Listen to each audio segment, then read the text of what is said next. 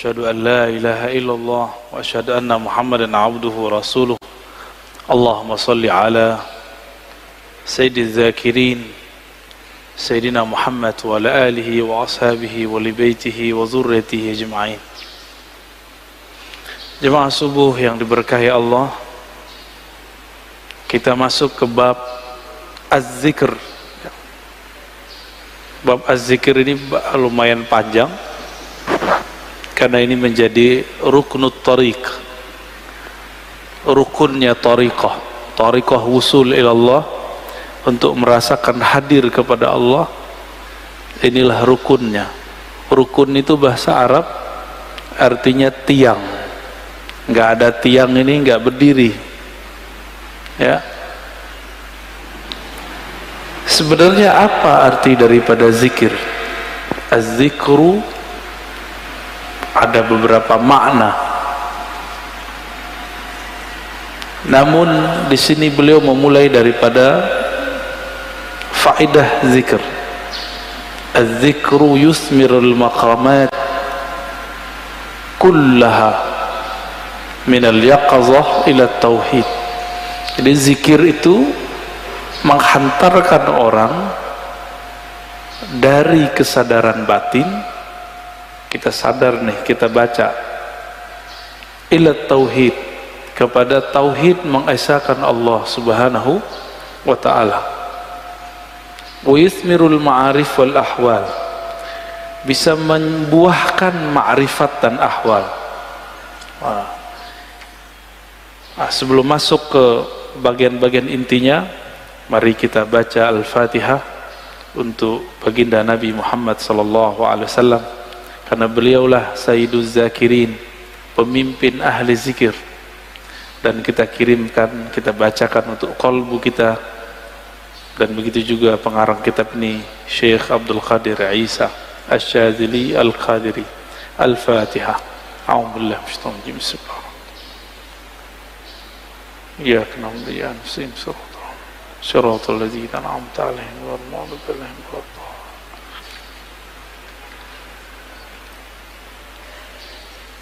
Di dalam hadis Imam Muslim dikatakan, kana Rasulullah sallallahu alaihi wasallam yadhkurullaha fi kulli ahyani, ala kulli ahyani.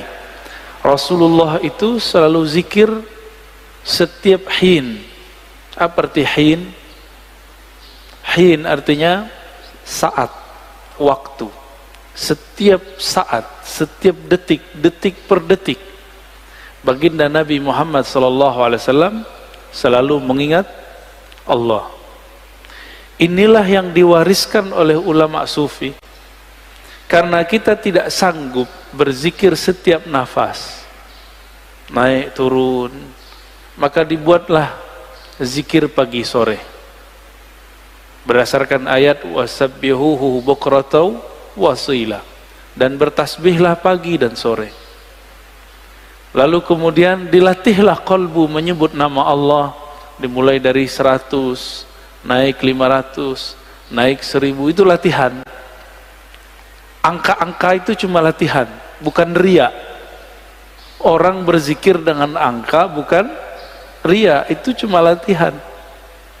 Puncaknya nanti tidak pakai angka lagi. Tapi kapan kita zikir tanpa pakai angka? Kalau sudah menjadi pewaris Rasulullah sallallahu alaihi wasallam. Malaikat-malaikat Allah dari awal dicipta sampai sekarang itu mereka cuma mengamalkan 1 atau 2 zikir. Jadi ada malaikat yang zikirnya cuma subhanallah, ada yang subhanadzil izzati wal jabarut, ada yang zikirnya cuma Allahu akbar, ada yang zikirnya cuma la ilaha illallah. Itu malaikat, dan gak putus. Maka di saat seseorang berzikir sebanyak-banyaknya, di saat itu sisi malaikatnya muncul. Malaikat tidur enggak? Enggak. Malaikat lalai? Enggak. Malaikat makan? Enggak. Makanya orang-orang yang sudah ahli zikir ini makannya bisa berkurang, tidurnya bisa berkurang. karena dia sudah mirip dengan malaikat. Nah, itu namanya ahwal malakiyah, ahwal malaikat. Tapi ini nggak boleh lama-lama, bisa mati dia. Tubuh ini tubuh insan, tubuh bashar, mesti dikembalikan kepada basyariah. Manusia butuh makan, manusia perlu tidur. Maka Nabi SAW ketika melihat sahabat-sahabat beliau kedapatan ahwal ini, maka beliau mengatakan, ana atqakum, aku yang lebih bertakwa, tapi aku masih tidur, aku masih nikah, masih bekerja. Ya. Jadi kalau ada orang merasakan ahwal seperti ini, itu nggak boleh lama-lama. Dia harus punya guru, mursyid yang akan membimbing dia untuk masuk ke ranah berikutnya. Ya.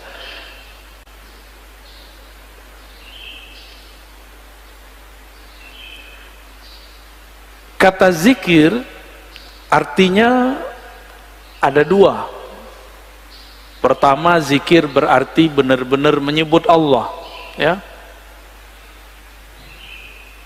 Kadang-kadang diartikan dengan makna yang lebih banyak, ya. Jadi ada makna secara harfiah, ada makna secara majaziyah ataupun di luar itu. Bisa jadi diartikan zikir itu sholat Jumat, Al-Quran, majelis ilmu, tapi itu penjelasan lain. Zahir dari zikrullah menyebut Allah, ya. Dalilnya di sini disebutkan ada sekitar 15, ini baru sebagian. Lebih dari 200 ayat mengenai zikrullah, ya. Kalau lebih dari 200 berarti penting nggak zikir? Lebih penting dari umroh, ya. Tapi kenapa di musim normal orang lebih sering ngajak umroh? Kenapa banyak ustadz umroh tapi sedikit ustadz zikir? Bener. Kenapa banyak orang bermimpi bisa umroh tapi sedikit orang bermimpi bisa zikir yang banyak? Karena kalau zikir doang fulusnya tipis, kata dia. Kalau umroh fulusnya banyak. Siapa bilang, ya? Itu nggak ngerti dia. Dia nggak faham ayat waladzikrullahi akbar. Sungguh menyebut nama Allah itu lebih besar dari semuanya. Orang kalau zikir apa aja jadi besar, ya. Cuma masalahnya nggak yakin kepada Allah Subhanahu wa ta'ala. Dalam surah Al-Baqarah ayat 152 Allah mengatakan fazkuruni azkurkum. Saya sudah pernah syarah di sini. Sebutlah aku, ingatlah aku akan ingat kamu.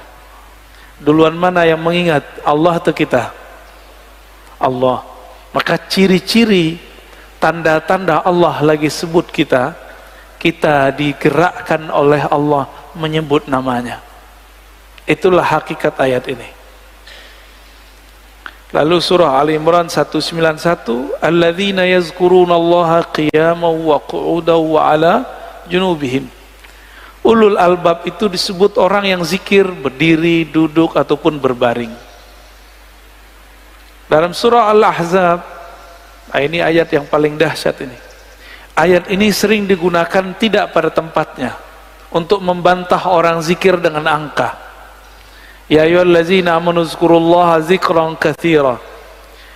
Wahai orang beriman, sebutlah Allah sebanyak-banyaknya.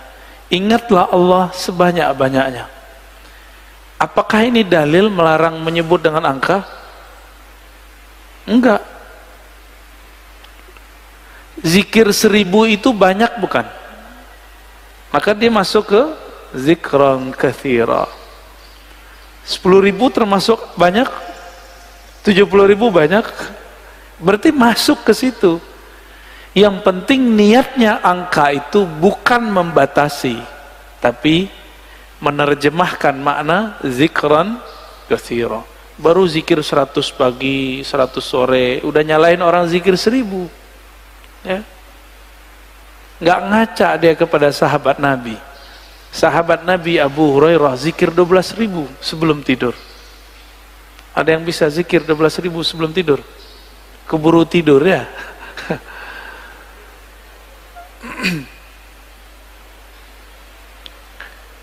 Ada surat Ar-Ra'd ayat 28. Ala bidzikrillah tatmainnul qulub. Ketahuilah hanya dengan menyebut Allah kalbu bisa tenang. Jadi antum mau belajar apa aja, itu kalbu nggak akan tenang. Jadi orang kalau hijrah, tidak hijrah zikrullah, nggak akan mendapatkan kedamaian kalbu. Oleh karena itu, bagi saya, berdasarkan ayat-ayat ini kan banyak ayatnya tadi. Belajar zikir itu bukan sunnat, tapi wajib. Ya, belajar zikir itu sunnat, salah itu. Belajar zikir itu wajib. Kenapa disebut wajib? Allah mengatakan aqimis salata li dzikri. Dirikan salat untuk mengingatku. Salat wajib enggak? Wajib. Supaya kita dari awal takbir sampai assalamualaikum connect kepada Allah Subhanahu wa taala, maka yang dilatihkan apa? Gerakan yang bagus atau zikir yang mantap? Apa yang dilatihkan? Dirikanlah sholat untuk mengingatku. Berarti yang dilatihkan apa? Mengingat Allah yang dilatihkan. Jangan sibuk masalah ini wajahtu atau enggak pakai ini. Enggak khusyuk antum ntar, malah kusut nanti. Jangan sibuk masalah usoli bid'ah atau tidak bid'ah, enggak khusyuk nanti. Oh ini kan ilmiah. Ilmiah itu bagian akal. Kalau sholat pakai kolbu. Jadi kita nggak ada debat lagi kalau sholat. Antum mulai sholat debat. Wah imamnya jahar nih bismillahnya. Kata mazhab ini ngaji lagi sholat. Ya pengajian dia lagi sholat. Kuliah aja kali ya. Imamnya kunut. Debat lagi di hatinya. Kunut itu menurut imam ini bid'ah. Ngapain? Sholat itu bukan lagi berdebat. Sholat itu menikmati santapan-santapan zikrullah. Ya. Jangankan itu, Muawiyah ibn al-Hakam al-Aslami, ada orang bersin lagi sholat. Dia lagi sholat, dia baca yarhamukallah. Gimana Pak? Boleh nggak? Kita lagi sholat, ada orang bersin, terus kita bilang yarhamukallah, gimana? Gimana sholatnya? Masalahnya sahabat ini kan nggak semua ngerti fikih. Nabi lagi ngajarin, lagi sholat, sahabat bentak dia, kayak anak kecil dulu. Maka Nabi ini ngajarin sahabat betul-betul satu persatu. Lagi sholat bentak sahabat, gimana tuh? Apa kata beliau? Selesai sholat, Nabi tidak mengata-ngataiku. Bi abi wa ummi, demi Allah, demi ayah ibuku, beliaulah guru terbaik, guru paling ideal, gak pernah ngata-ngatain orang. Terus Nabi bersabda, kata beliau, wahai Muawiyah, sholat itu la tasluh, tidaklah cocok kecuali zikrullah dan tasbih.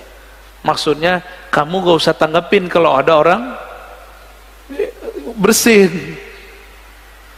Itu cuma nanggepin orang bersin, apalagi nanggepin orang kunut.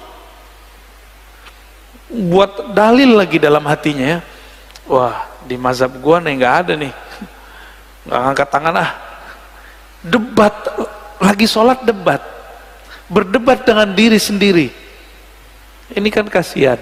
Ini tanda sholatnya, belajar sholatnya bukan dengan zikrullah. Belajar sholatnya dengan apa? Dengan nafsu pengen berdebat ya. Kalau udah sholat nggak ada debat, nggak ada pengajian ya, ngaji nanti habis sholat atau sebelum sholat. Baik. Ini dalilnya banyak sekali ya. Berdasarkan ayat ini semua,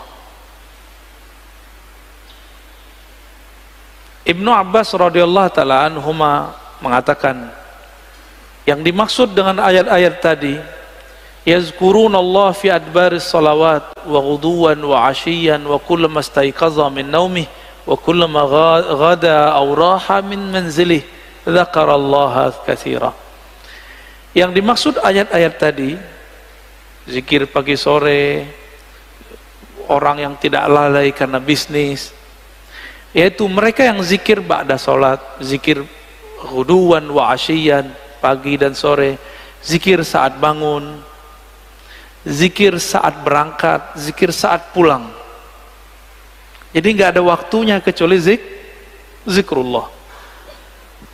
Qala Mujahid, murid dari Ibnu Abbas, mengatakan, seseorang nggak disebut ahli zikir hatta yazkurallaha qa'iman wa qa'idan wa muttaji'an, sampai dia ingat Allah baik dalam keadaan duduk, berdiri ataupun tidur. Gimana caranya zikir dalam tidur, Pak? Udah ada yang nyoba belum? Ini aneh nih minum. Gimana cara zikir kalau lagi minum? Bismillah, itu zikir sebelum minum. Bismillah. Itu zikir sebelum minum. Lagi minum, zikirnya apa?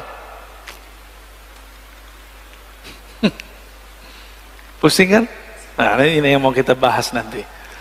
Kita lagi makan, bisa nyebut nggak? Kan nggak bisa. Apa dong zikirnya? Zikirnya ada dua. Pertama, sebut di kolbu.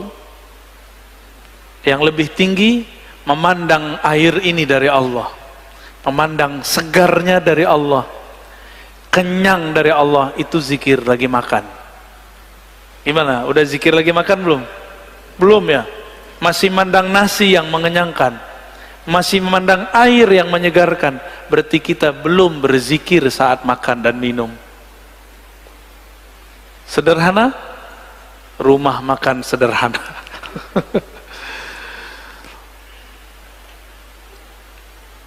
Imam Nawawi mengatakan, ajma'al ulama ala jawazi zikri bil qalbi wal lisan lil muhdits wal junubi wal haidi wal nufasa. Ulama sepakat bahwa zikir itu dibolehkan dengan kolbu dan lisan, baik bagi yang berhadas, yang junub, yang haid ataupun nifas. Kenapa? Ini kan zikir, sebenarnya zikir itu golnya di kolbu. Kolbu tidak pernah haid, kolbu tidak pernah junub. Junubnya kolbu adalah lalai mengingat Allah subhanahu wa ta'ala. Bener, sering junub gak antum? Makanya kita ini sering junub, Pak, mandinya jarang ya. Makanya ketika masuk sholat, kita masih membawa junubul ghafalat, junub lalai kepada Allah subhanahu wa ta'ala. Orang junub betah gak masuk masjid? Berani gak masuk masjid orang junub? Masjid hakiki itu ada di kolbu, lagi sholat. Antum lagi mau sholat tapi tidak keluar dari junub lalai, gimana mau menikmati zikrullah? Ya, nggak bisa masuk. Jadi kita nggak bisa masuk ke kolbu kita, padahal itu diri kita sendiri ya. Hadisnya sangat banyak.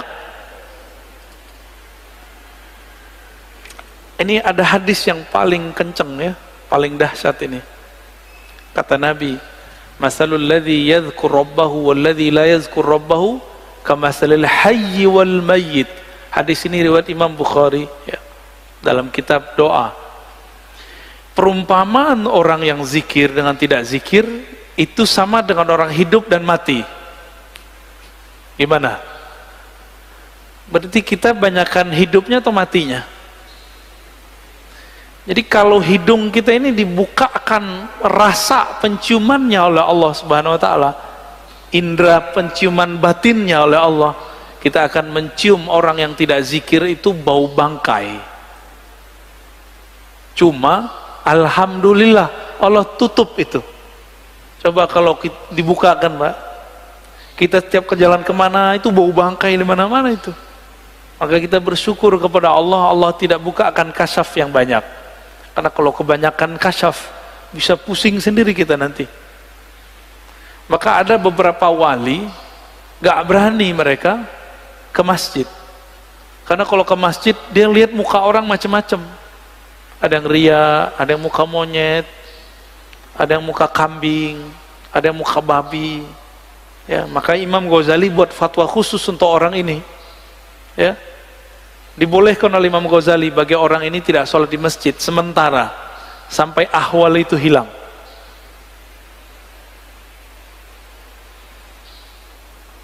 Di hadis yang lain, sesungguhnya Allah Subhanahu wa taala mempunyai malaikat yatufuna fit turuqi yaltamisuna ahla dzikr. Allah mempunyai malaikat-malaikat yang yatufun, bertawaf, berkeliling, mencari majelis ilmu.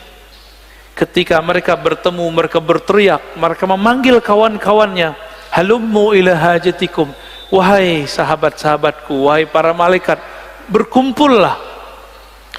Jika yang dipanggil itu ada manusia yang sudah mendekati karakter malaikat, maka dia juga terpanggil ke majelis itu.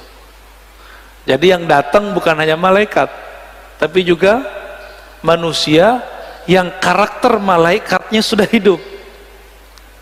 Ya, itu mana hadisnya. Itulah sebabnya kenapa majelis-majelis zikir itu rame dulu. Masih ingat dulu Ustadz Arifin? Ya, rame nggak dulu? Cuma ya sayang, Ustadz Arifin tidak berthariqah. Akhirnya tidak ada kaderisasi murid menjadi mursyid, karena beliau bukan mursyid. Tapi kita berterima kasih, berkah beliau Indonesia dizikirkan dengan zikirnya yang khas, dengan suara serak-serak basahnya yang lumayan, ya. Tapi beliau meninggal, ya sudah. Untungnya di negeri ini banyak mursyid-mursyid tarekah. Ya, kita beruntung banyak mursyid-mursyid yang mereka memegang ajaran-ajaran zikrullah. Meskipun dituduh ahli bid'ah, dituduh sesat, dituduh gila, mereka nggak mau hiraukan, mereka tetap jalan. Ya. Itu malaikat ganti shift, fayahuffunahum bi ajnihatihim ila sama'id dunya. Ketika mereka berkumpul, itu malaikat meliputi orang-orang yang duduk di majelis zikir dengan sayapnya. Ada yang lihat gak? Antum kalau kasyaf bisa lihat. Untung tidak kasyaf, karena kalau kasyaf pasti ketakutan. Ya, itu sampai ke langit pertama, nyundul langit. Makanya malaikat dari timur, dari barat lihat, wah kayaknya ada majelis zikir nih. Mereka akan berkumpul. Kalau ada manusia, kolbu yang sudah berzikir, dia akan ikut meramaikan majelis tersebut. Semoga kolbu kita termasuk kolbu yang sudah berzikir. Amin ya rabbal alamin. Semoga yang hadir ini dipandang Allah, kolbunya kolbu berzikir. Amin ya rabb. Lalu mereka ditanya oleh Allah, wa huwa a'lamu bihim, pada Allah lebih tahu keadaan mereka. Ma yaqulu abdi, apa yang dibaca oleh hambaku wahai malaikat? Lalu mereka mengatakan, mereka bertasbih kepadamu ya Allah, bertahmid ya Allah, bertakbir ya Allah, bertahlil. Apa kata Allah? Hal ra'auni, apakah mereka melihatku?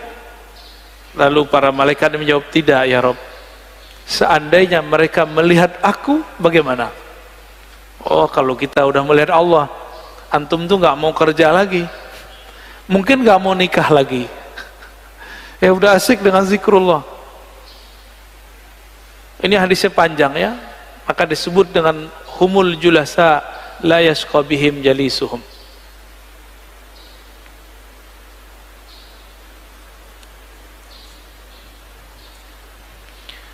Di hadis Imam Tabarani, Abu Darda mengabarkan perihal hari akhir.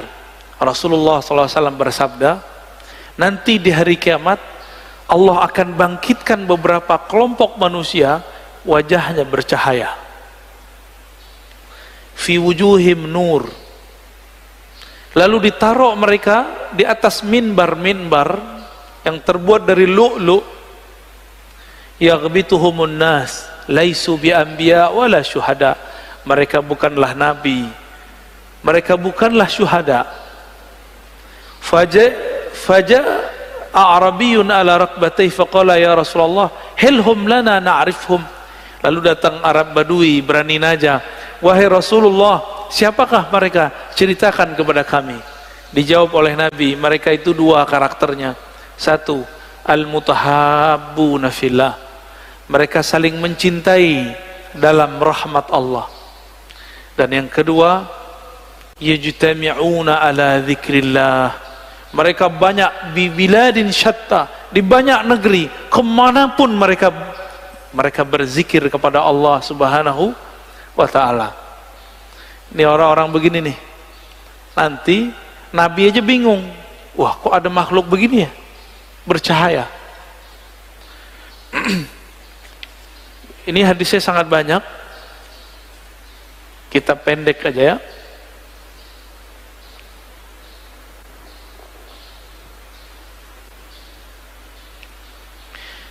Ini kalau antum zikir kumpul ya, jadi dalil zikir berjamaah itu banyak. Nggak usah dihiraukan orang yang bilang itu bid'ah, dia nggak ngerti hadis, katanya ikut sunnah tapi nggak baca sunnah.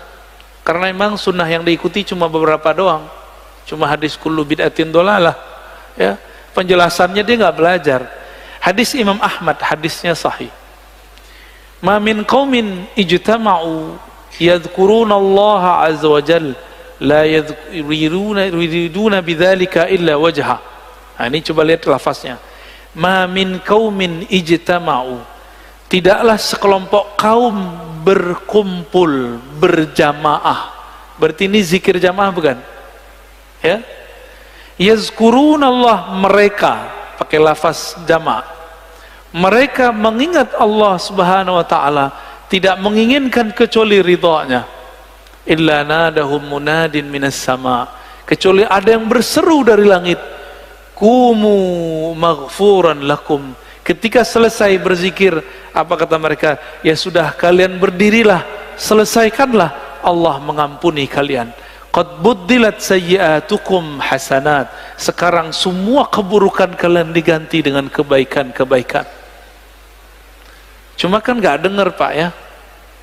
Jadi antum di sini ngorok itu dapat pahala Pak. Itu dapat zikrullah itu ya. Apalagi bangun. Tapi jangan tidur Pak ya. Orang yang bilang begitu malah tidur lagi.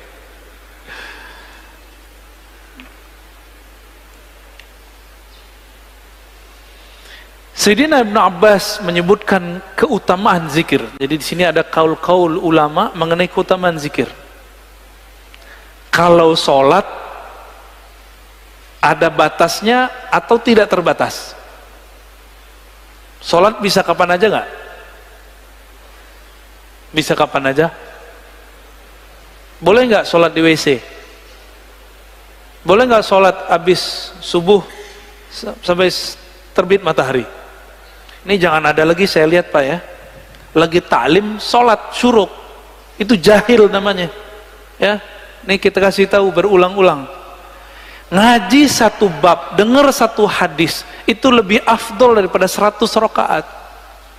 Antum dapat hadis, kalau orang zikir ba'da sholat subuh berjamaah di masjid, lalu sampai syuruk, sholat 2 rakaat, bagi dia pahala haji dan umrah tamah, kan begitu, sempurna.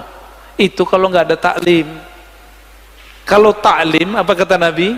Lebih afdol daripada 100 rakaat. Bahkan di riwayat Ibnu Majah 1000 rakaat. Antum sholat 2 rakaat, lewat maklumat ini. Mungkin lagi sholat juga dengerin ceramah saya kali. Kalau belajar beribadah itu jangan konyol, beribadah itu bil ilmi ya, jangan beribadah itu bil jahli. Kalau nanti ada lagi ya sudah ya, kita nggak maksain. Kita nggak maksain juga Pak, tapi kalau ada silakan. Ya. Tapi saya lihat ada aja di masjid, banyak masjid udah kita kasih tahu masih aja. Ya, antum dengerin satu hadis itu lebih afdol daripada 100 rakaat. Padahal sholatnya cuma 2 rakaat, ninggalin faedah 100 rakaat. Pilih mana? Kalau hitung-hitung duit, mana yang lebih untung? Yang ngaji. Sholat juga belum tentu khusyuk, ya. Kusut udah pasti.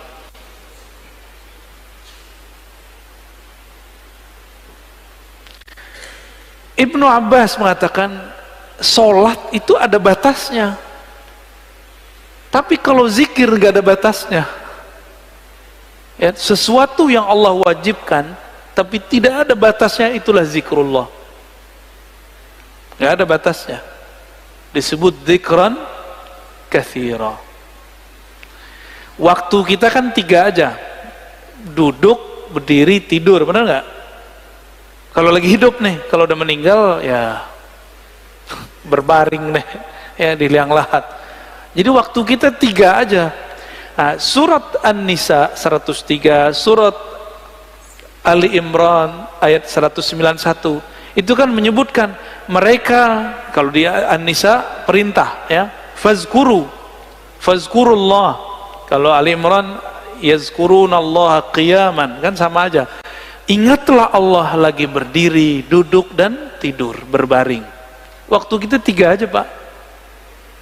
Jadi ayat ini oleh orang yang tidak paham dikira cuma itu mah zikir cuma sebentar doang, cuma 3 waktu. Padahal 3 waktu itu semua waktu kita. Semua waktu kita adalah berdiri, duduk, berbaring. Bapak naik mobil, duduk gak? Naik motor, duduk gak? Turun dari mobil, berdiri. Turun dari motor, berdiri. Istirahat, tidur, udah. Waktu kita cuma 3 aja. Antum baru paham ya? Lucu juga ya, padahal ayat udah dibaca dari kecil. Bahwa waktu al-awqat salasah, qiyaman wa qu'udan wa ittija'an. Lucu juga ya, udah baca bertahun-tahun baru paham sekarang bahwa ternyata kita ini nggak lepas dari 3 waktu itu. Saya lagi ngapain Pak? Bapak lagi ngapain? Duduk, berarti harusnya zikir ya. Zikirnya kita pagi ini zikir ngaji, dan zikir ngaji lebih afdal daripada sholat sunnat 100 rakaat.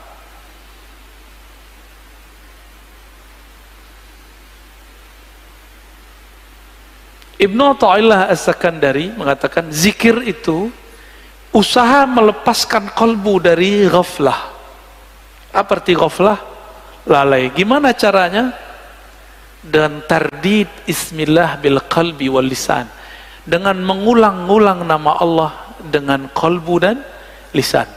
Maka ahli thariqah itu punya metode yang sangat sempurna sekali, metode berzikir dengan kalbu dan berzikir dengan lisan, ya. Nanti ada masanya di sini kita zikir, saya talkinkan semuanya Pak. Tergantung sirnya turun atau belum. Ini belum ada Pak sekarang, belum. Karena kalau di kolbunya belum ada koneksi, itu ngefek.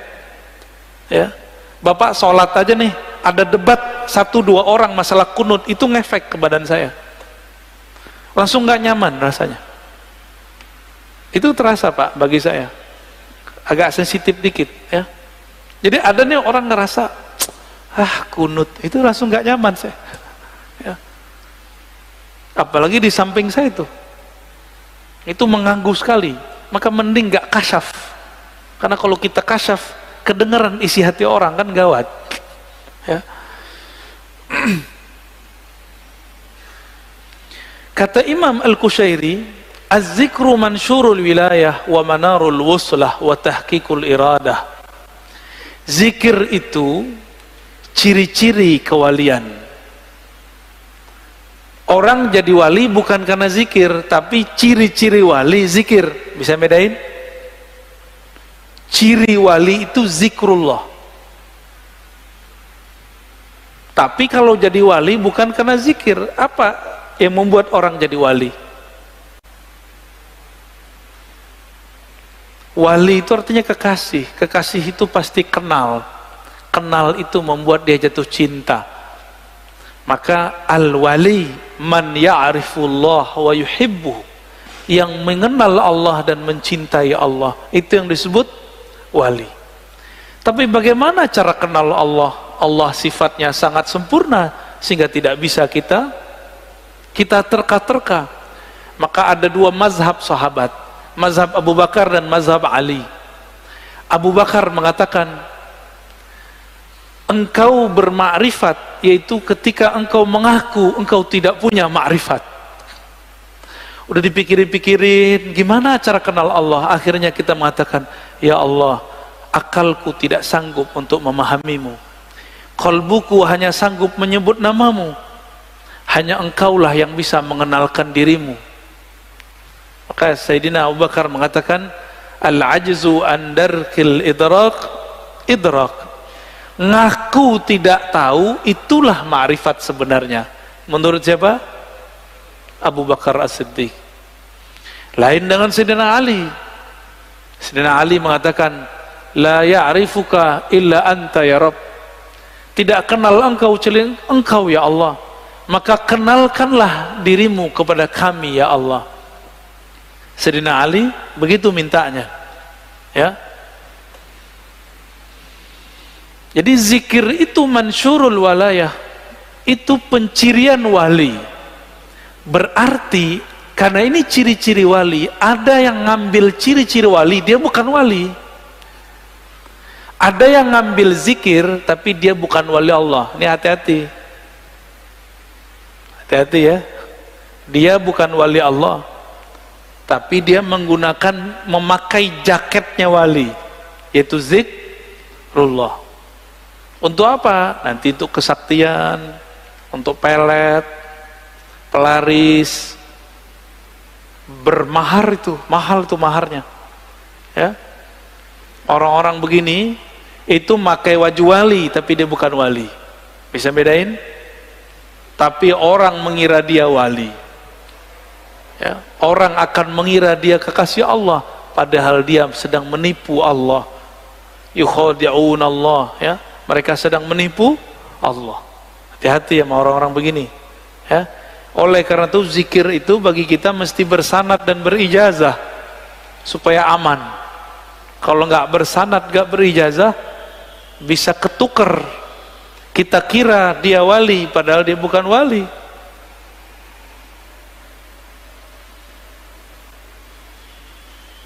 Ciri-ciri orang benar perjalanan ruhaninya, alamatu sihhatil bidayah wa dilalatun nihayah. Ciri-ciri orang benar jalan ruhaninya, dia mulai dengan belajar zikir kepada ahlinya dan diakhiri dengan zikir pada penutupnya.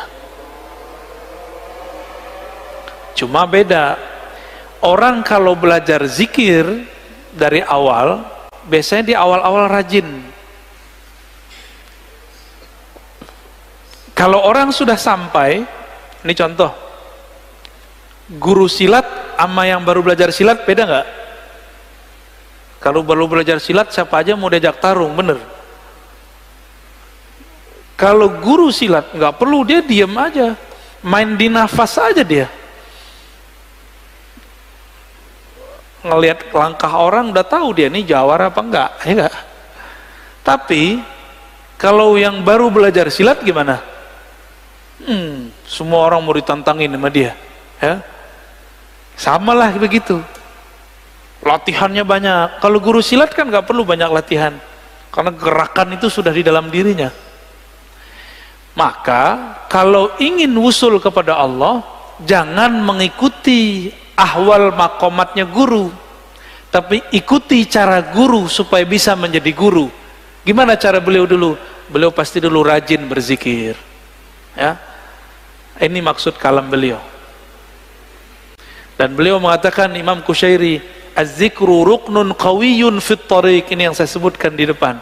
Zikir itu adalah rukun besar, rukun yang kuat yang membuat orang bisa bertahan menjalani jalan kepada Allah Subhanahu wa ta'ala. Ini yang unik. Kenal Ibnu Qayyim nggak? Siapa Ibnu Qayyim? Imamnya Wahabi, imamnya Salafi. Ternyata dia di akhir hayatnya berbicara tentang tasawuf. Dalam kitabnya Al-Wabilus Shayyib, ya, halaman 52, di beberapa cetakan beda halaman, kata beliau, wala raiba annal qalba yasda' kama yasda'un nahas wal fiddah wa ghairuhuma wajilauhu bidzikr. Besi bisa karatan nggak? Bisa. Besi itu dulu, atau kaca itu bisa karatan. Sama, kolbu itu kan mirip seperti itu, dia bisa karatan. Pembersihnya cuma zikrullah. Ini Ibnu Qayyim yang ngomong. Maka Ibnu Qayyim ini menganjurkan zikir dan istighfar, zikir dan istighfar. Dan dia mengajarkan di bagian lain di tempat, di kitab awal Al-Wabilus Shayyib, agar seseorang mempelajari zikir kepada gurunya, kepada ahlinya. Dan dia di situ bercerita tentang Ibnu Taimiyah, imam Salafi. Itu kalau teman-teman Salafi tahu, saya nggak tahu, nggak ngerti apa yang terjadi nanti. Ya, apakah dia akan membid'ahkan imamnya? Saya nggak ngerti ntar. Ibnu Qayyim, begitu juga murid-murid Ibnu Taimiyah meriwayatkan hal yang sama. Ibnu Taimiyah habis sholat subuh, beliau duduk membaca zikirnya, wiridnya sampai tengah hari. Kira-kira gimana Pak? Bid'ah nggak tuh? Ya, kita zikir bentar aja disebut bid'ah. Ya, ini dia zikir dari ba'da subuh sampai siang hari. Di kitab Manaqib Ibnu Taimiyah disebutkan beberapa zikir Ibnu Taimiyah adalah baca Al-Fatihah 40 kali. Gimana tuh? Dia wiridan, torikotnya torikot Al-Fatihah tuh. Fatihah diulang tardidul Fatihah 40 marrah. Ya, 40 kali dibaca-baca. Bismillahirrahmanirrahim. Begitu, dibaca lagi, dibaca lagi, dibaca lagi. Ini yang kita sebut apa namanya? Wiridan. Ditanya oleh Ibnu Qayyim, wahai Tuan Guru, Syekhul Islam, apa gerangan yang terjadi pada engkau? Kok zikir selama itu? Apa jawaban beliau? Zikir itu adalah ghazai, kuti wa ghazai, adalah makanan ruhku. Itu kata-kata siapa? Ibnu Taimiyah. Jika aku kurang memberikan makannya, maka jiwaku menjadi lemah. Begitu Ibnu Taimiyah di akhir hayatnya. Coba antum zikir bentar aja tasbih 500 kali puter, langsung diejekin sama mereka ya. Ini terjadi pada Abu Yazid Al-Bustami. Abu Yazid itu hidup jauh sebelum Ibnu Taimiyah. Jadi orang begini itu sudah ada dari dulu. Jadi imam kebetulan. Kebetulan jadi imam. Abu Yazid duduk di pojok situ zikir. Orang udah mau pulang dia masih zikir di situ. Apa kata Pak Imam? Bayazid, Bayazid, ente masih zikir aja, makan apa ente pagi ini? Langsung dia lihat imamnya. Imam saya kok gak percaya Allah Maha memberi rizki. Maka beliau langsung berdiri dan mengatakan, u'idu salati, aku harus mengulang salatku. Kenapa? Salat subuhku tadi dipimpin oleh orang yang tidak meyakini Allah Subhanahu wa taala memberi rezeki. Gawat Pak ya kalau bab hakikat. Kayaknya kalau begitu banyak salat yang diulang nih. Makanya mazhab hakikat itu nggak boleh dikembangkan, cukup dipakai sendiri-sendiri. Berat ya?